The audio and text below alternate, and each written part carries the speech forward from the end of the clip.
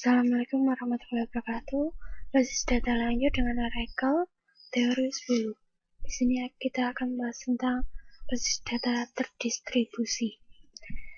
Pokok bahasan yaitu pendahuluan tipe basis data terdistribusi, arsitektur basis data terdistribusi, penyimpanan data pada sistem terdistribusi, manajemen katalog terdistribusi, query terdistribusi, joins pada DBMS terdistribusi, optimasi query pada DBMS terdistribusi, mengubah data terdistribusi, login pada sistem terdistribusi, distributed recovery.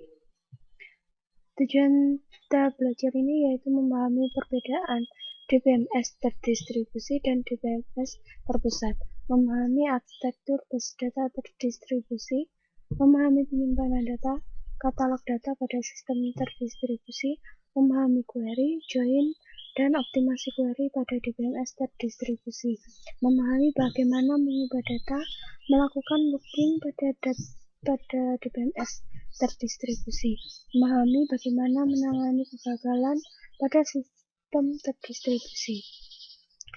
Pendahuluan pada basis data terdistribusi, data disimpan pada beberapa tempat atau site. Setiap tempat diatur dengan suatu DBMS yang berjalan secara independen. Properti pada basis data terdistribusi. Independen pada data terdistribusi, pemakai tidak perlu mengetahui letak suatu data. Transaksi terdistribusi atomik. Pemakai data dapat menuliskan transaksi yang mengakses dan mengubah data pada beberapa tempat. Tipe basis data terdistribusi. Terdapat dua tipe basis data terdistribusi, yaitu homogen, adalah suatu sistem di mana setiap tempat menjalankan tipe DBMS yang sama. Yang kedua, heterogen, adalah suatu sistem di mana setiap tempat yang berbeda menjalankan DBMS yang berbeda, atau relasional DBMS atau non-rasional DBMS. Arsitektur basis data terdistribusi. Terdapat dua arsitektur alternatif DBMS terdistribusi, yaitu arsitektur client-server, arsitektur collaboration server. Arsitektur client-server. Sistem client-server mempunyai satu atau lebih proses client dan proses server, dan juga sebuah proses client dapat mengirim query pada sembarang proses server. Klien bertanggung jawab pada interface user, sedangkan server mengatur data dan mengeksekusi transaksi. Alasan arsitektur ini menjadi populer adalah implementasi yang relatif sederhana, karena pembagian fungsi yang baik dan server yang tersentralisasi. Mesin server yang mahal sehingga utilitasnya tidak berpengaruh pada interaksi pemakai. Klien dapat menjalankan interface berbasis grafis sehingga lebih mudah dibandingkan dengan interface server yang tidak user-friendly. Pada saat menulis aplikasi client-server, perlu diingat batasan antara klien dan server untuk menjaga komunikasi antar keduanya yang berorientasi himpunan, khususnya membuka kursor dan mengambil tuple pada satu waktu membangkitkan beberapa pesan dan dapat diabaikan. Arsitektur collaboration server. Collaboration server digunakan untuk mengurangi perbedaan yang digunakan oleh alternatif arsitektur client server. Terdapat sekumpulan server basis data yang menjalankan transaksi data lokal yang bekerjasama mengeksekusi transaksi pada beberapa server. Jika server menerima query yang membutuhkan akses ke data pada server lain, sistem akan membangkitkan subquery yang dieksekusi server lain dan mengambil hasilnya bersama untuk menggabungkan menjadi query asal. Penyimpanan data pada sistem terdistribusi. Relasi disimpan pada beberapa tempat. Pengaksesan relasi yang disimpan pada remote site mengakibatkan biaya melewatkan pesan. Untuk menguranginya, sebuah relasi dipartisipasi atau difragmentasi ke beberapa tempat di mana fragmen tersebut sering diakses. Fragmentasi terdiri dari relasi yang dibagi ke relasi atau fragmen yang lebih kecil dan mengirim fragmen tersebut pada beberapa tempat. Terdapat dua macam fragmentasi, yaitu fragmentasi horizontal dan fragmentasi vertikal. Fragmentasi horizontal, setiap fragmen terdiri dari sebuah subset baris dari relasi asal. Fragmentasi vertikal, yaitu setiap fragmen terdiri dari sebuah subset kolom dari relasi asal. Replika merupakan proses penyimpanan beberapa kopi dari sebuah relasi atau fragmen relasi. Keseluruhan relasi dapat direplikasikan pada satu tempat atau lebih. Berikut ini adalah ilustrasi dari replikasi. Motivasi untuk replika: meningkatkan ketersediaan data. Jika sebuah tempat yang berisi replika melambat, kita dapat menemukan data yang sama pada tempat lain. Jika kopi lokal dari relasi yang diremet tersedia, maka tidak terpengaruh saluran komunikasi yang gagal. Evaluasi query yang lebih cepat karena dapat menggunakan kopi lokal dari relasi termasuk remote site. Manajemen katalog terdistribusi. Menyimpan data terdistribusi pada beberapa tempat dapat menjadi sangat kompleks dengan nama yang berbeda. Menyimpan data bagaimana relasi difragmentasi dan replikasi, bagaimana fragmen relasi didistribusikan ke beberapa tempat dan disimpan. Query terdistribusi. Pada fragmentasi horizontal, tuple dengan rating kurang dari 5 pada Shanghai lebih dari sama dengan 5 pada Tokyo, maka harus dihitung sum dan count pada kedua tempat. Pada fragmentasi vertikal, SID dan rating pada Shanghai, S-name dan age pada Tokyo. Replikasi Sailor dikopikan pada kedua tempat. Join pada DBMS terdistribusi. Berikut contohnya: London menyimpan 500 halaman Sailor dan Paris mempunyai 1000 halaman reservoirs. Ini contoh dari sistem terdistribusi. Semi join. Teknik ini ditujukan untuk mengurangi jumlah tuple reservoirs yang dikirim dengan mengurangi biaya komputasi dan proyeksi. Pengiriman dan untuk biaya pengiriman relasi reservoirs penuh. Idenya terdiri dari langkah sebagai berikut. Di London, proyeksikan Sailor ke kolom join dan kirimkan ke Paris. Di Paris, lakukan join pada proyeksi Sailor yang reservoirs. Hasil join tersebut produksi dari reservoirs dengan Sailor. Kirimkan ke produksi reservoir ke London. Pada London, join Sailor dengan reservoirs yang sudah direduksi. Optimasi query pada DBMS terdistribusi. Untuk optimasi query pada sistem terdistribusi menggunakan pendekatan biaya. Perbedaan optimasi query pada sistem terdistribusi dan sistem tersentralisasi. Biaya komunikasi harus dipertimbangkan. Otonomi tempat lokal harus diperhatikan. Menggunakan metode join terdistribusi yang baru. Mengubah data terdistribusi, replikasi transaksi dapat dilakukan dengan cara synchronous replication, yaitu semua kopi relasi yang dimodifikasi harus diubah sebelum modifikasi transaksi commit. Distribusi data dibuat transparan ke pemakai. Asynchronous replication, kopi dari sebuah relasi yang dimodifikasi hanya diubah secara periodik. Kopi yang berbeda akan keluar dari sinkronisasi. User harus waspada pada distribusi data. Produk saat ini mengikuti pendekatan ini. Synchronous replication, dua teknik untuk menjamin transaksi terlihat nilai yang sama dengan kopi, yaitu nomor 1, voting. Transaksi harus menulis mayoritas kopi untuk modifikasi sebuah objek harus membaca cukup kopi untuk meyakinkan bahwa terlihat setidaknya pada satu kopi saat itu. Teknik ini biasanya tidak atraktif karena pembacaan adalah yang biasa. Read any, write all. Penulisan lebih lambat dan pembacaan lebih cepat daripada teknik voting. Teknik ini banyak digunakan pada synchronous replication. Pemilihan teknik synchronous replication akan menentukan tempat mana yang terkunci untuk setting. Biaya pada synchronous replication adalah sebagai berikut.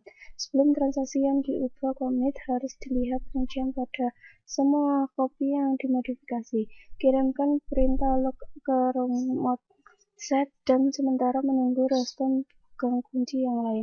Jika node atau saluran gagal, transaksi tidak dapat commit sampai transaksi kembali.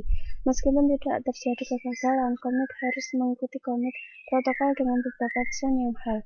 Karena itu, alternatif teknik asynchronous replication banyak digunakan. Asynchronous replication. Asynchronous replication mengizinkan modifikasi transaksi commit sebelum semua copy diubah. Pemakai harus waspada copy yang keluar dari sinkronisasi untuk suatu periode waktu yang pendek. Teknik asynchronous replication menggunakan dua pendekatan, yaitu primary side dan peer-to-peer replication. Perbedaannya terletak pada beberapa banyak copy yang dapat diubah atau di copy master. Peer-to-peer replication. Lebih dari satu copy dari suatu objek dapat menjadi sebuah master. Perubahan ke copy master harus dipropaganda ke copy lain dengan cara yang berlainan. Jika dua copy master diubah dan terjadi suatu konflik harus dipecahkan. Teknik ini bagus digunakan jika konflik tidak terjadi. Misalnya, setiap tempat master memiliki fragmen join dan yang memiliki hak pengubahan memiliki oleh satu master pada satu waktu. Primary side replication. Tempat satu copy dari suatu relasi digunakan sebagai primary copy atau master copy. Replika pada tempat lain tidak langsung diubah. Primary copy dipublikasikan. Tempat lain menjalankan fragmen ke relasi ini terdapat beberapa copy sekunder. Isu utama adalah bagaimana pengubahan primary copy dapat dipropaganda ke copy sekunder. Hal ini dapat dilakukan dalam dua langkah. Langkah pertama, ambil pengubahan yang dibuat dengan transaksi commit. Langkah kedua, aplikasi perubahan tersebut. Implementasi primary side pada asynchronous replication. Utama dalam mengimplementasi primary side replication adalah menentukan berapa banyak perubahan ke primary copy dipropaganda ke copy sekunder. Perubahan biasanya dipropaganda dalam dua langkah, yaitu capture dan apply. Perubahan dibuat dengan transaksi commit ke primary copy yang diidentifikasi selama langkah capture dipropaganda ke copy sekunder selama langkah apply. Mengimplementasikan langkah capture. Langkah capture diimplementasikan dengan satu dari dua pendekatan, yaitu log-based capture dan procedural capture. Log-based capture itu log atau menyimpan recovery digunakan untuk membangkitkan change data table atau CDT. Jika hal ini dikerjakan ketika log terakhir ditulis ke disk, harus menghapus perubahan ke subsequent yang dihentikan transaksi. Procedural capture, suatu prosedur yang secara otomatis dibangkitkan atau trigger mengejarkan capture. Implementasi capture dengan log-based capture lebih baik karena lebih murah dan lebih cepat, tetapi harus memahami detail dari properti log. Mengimplementasikan langkah apply. Proses apply pada tempat sekunder secara periodik mengakibatkan perubahan ke tabel CDT dari primary side dan mengubah copy. Periode didefinisikan oleh timer atau memakai aplikasi. Replika dapat dipandang lebih dari relasi yang dimodifikasi. Jika hal ini terjadi, replika terdiri dari pengubahan pandangan material yang naik sehingga sebagai perubahan relasi.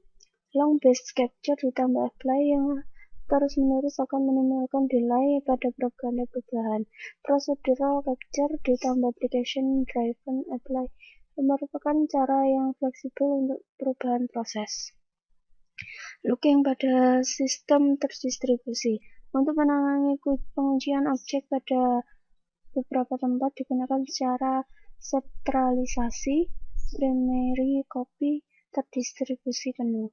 Sentralisasi yaitu satu tempat melakukan semua pengujian dan membuka kunci untuk semua objek. Primary copy yaitu semua pengujian untuk semua objek dikerjakan pada tempat primary copy dari objek tersebut.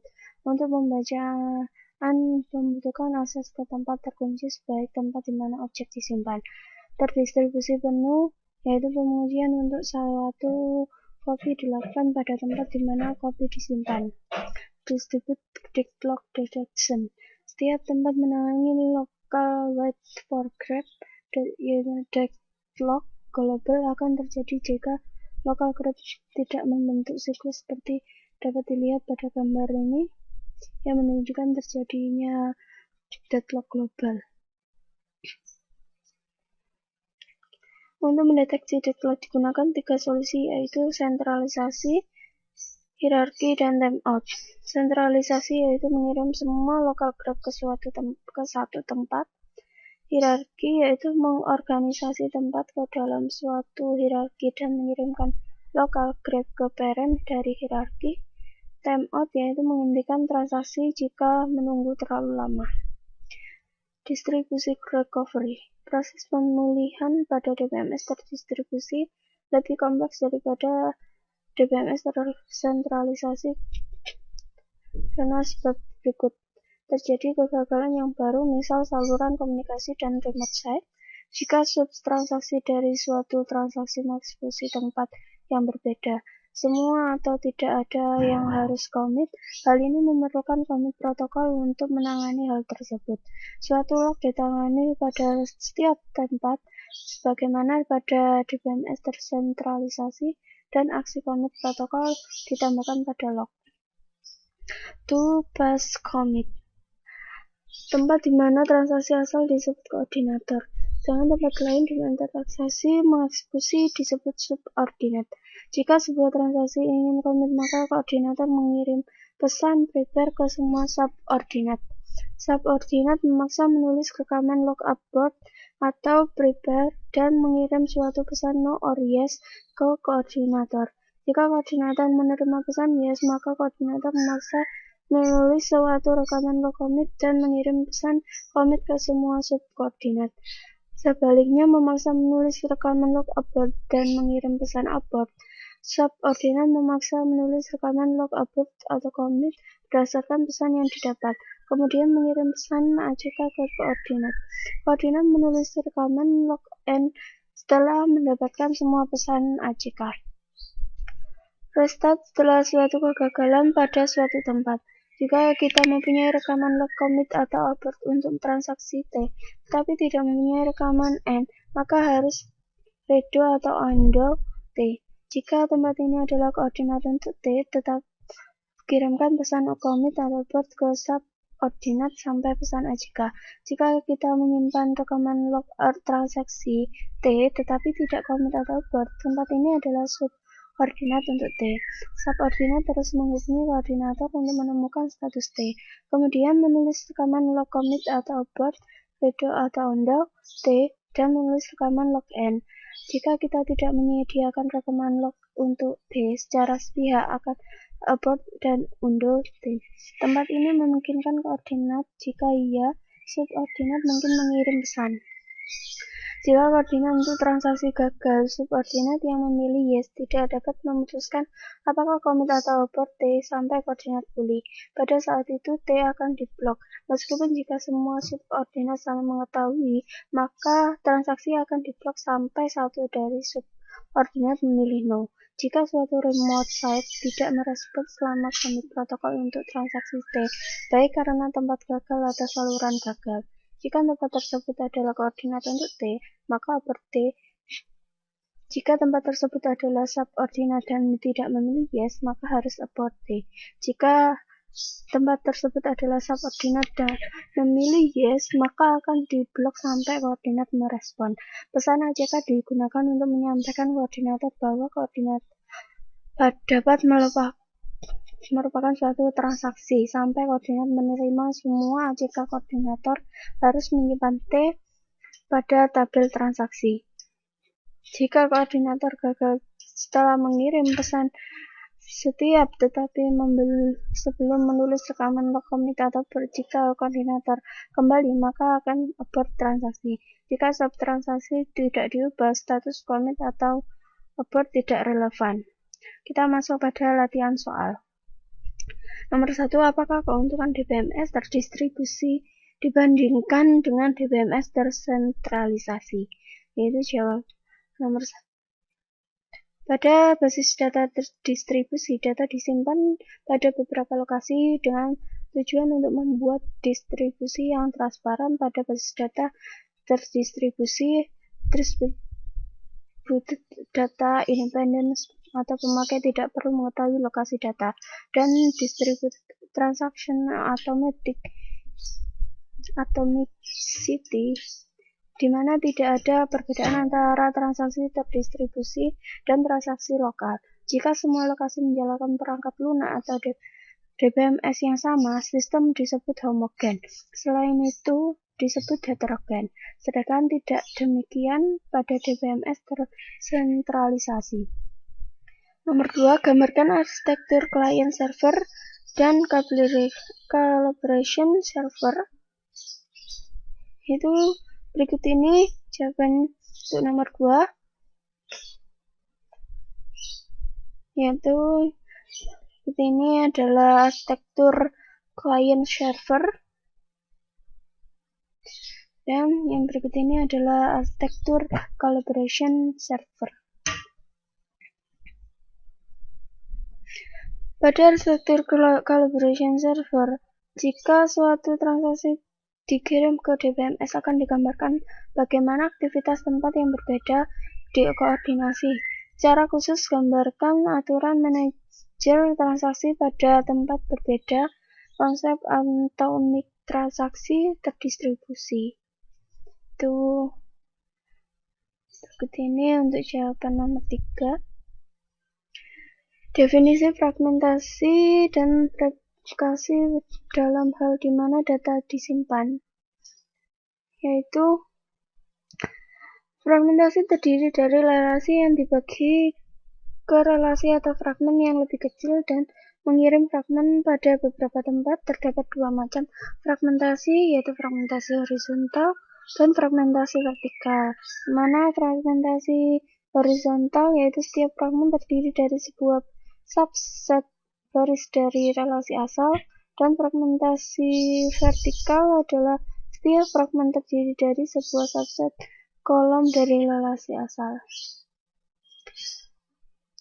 Dan replika berarti bahwa kita menyimpan beberapa kopi sebuah relasi atau fragmen relasi. Keseluruhan relasi dapat direplika pada suatu atau lebih tempat. Sebagai contoh, jika relasi R difragmentasi ke R1, R2, R3, kemungkinan terdapat hanya satu kopi R1, di mana R2 adalah replikasi pada dua tempat lainnya, dan R3 replikasi pada semua tempat. Nomor 5, apakah perbedaan antara replikasi sinkronous dan asinkronous? Asynchronous replication yaitu semua kopi dari relasi yang dimodifikasi atau fragmen harus diubah sebelum modifikasi transaksi commit. Distribusi data dibuat transparan ke pemakai. Asynchronous replication yaitu kopi dari sebuah relasi yang dimodifikasi hanya diubah secara periodik. Kopi yang berbeda akan keluar dari sinkronisasi. User harus waspada pada distribusi data. Produk saat ini mengikuti pendekatan ini. Nomor 6, definisikan distribute data independen. Yaitu distribute data independen adalah pemakai tidak perlu mengetahui lokasi data. Nomor 7, bagaimana teknik voting dan read one, write all implementasikan pada replikasi sinkronous. Yaitu voting adalah transaksi harus menulis mayoritas kopi untuk memodifikasi sebuah objek harus membaca cukup kopi untuk meyakini bahwa terlihat setidaknya satu dari kopi saat itu. Misal terdapat 10 kopi, 7 penulisan untuk perubahan dan 4 kopi untuk pembacaan. Setiap kopi mempunyai nomor versi. Teknik ini biasanya tidak atraktif karena pembacaan adalah hal yang biasa. read any one with all, penulisan lebih lambat dan pembacaan lebih cepat daripada teknik voting. Teknik ini banyak digunakan pada synchronous replication. Nomor 8. Berikan penjelasan bagaimana synchronous replication implementasikan, khususnya jelaskan maksudnya capture dan apply. Isu utama implementasi primary site pada asynchronous replication. Sifat utama dalam implementasikan primary site replication adalah menentukan beberapa banyak perubahan ke primary copy, dipropaganda ke copy sekunder. Perubahan biasanya dipropaganda dalam dua langkah, yaitu capture dan apply. Perubahan dibuat dengan transaksi commit ke primary copy yang diidentifikasi selama langkah capture dan dipropaganda ke copy sekunder selama langkah apply. Mengimplementasikan langkah capture diimplementasikan dengan satu dari dua pendekatan, yaitu long-based capture dan procedural capture. Long-based capture itu log atau penyimpanan recovery digunakan untuk membangkitkan change data table. Jika hal ini dikerjakan ketika log terakhir ditulis di code disk, harus menghapus perubahan ke subsequent yang dihentikan transaksi. Procedural capture, suatu prosedur yang secara otomatis dibangkitkan atau trigger mengerjakan capture. Proses apply pada tempat sekunder secara periodik mengakibatkan perubahan ke tabel dari primary site dan mengubah copy. Periode didefinisikan oleh timer atau pemakai atau aplikasi. Replika dapat dipandang lebih dari relasi yang dimodifikasi. Jika hal ini terjadi, replika terdiri dari pengubahan pandangan material yang naik sebagai perubahan relasi. Nomor 9. Apakah perbedaan antara long-based dan procedural untuk implementasi capture? Long-based capture itu digunakan untuk membangkitkan change data table. Jika hal ini dikerjakan ketika long terakhir ditulis ke disk, harus menghapus perubahan ke subsequent yang dihentikan transaksi. Procedural capture yaitu suatu prosedur yang secara otomatis dibangkitkan trigger mengerjakan capture. Nomor 10. Mengapa pemberian nama unik pada objek basis data lebih kompleks pada DBMS terdistribusi? Karena jika suatu relasi defragment dan direplika, setiap partisi memerlukan nama global yang unik, yang disebut relation name. Manajemen katalog terdistribusi diperlukan untuk menyimpan rekaman di mana data disimpan. Sekian penjelasan dari saya. Terima kasih.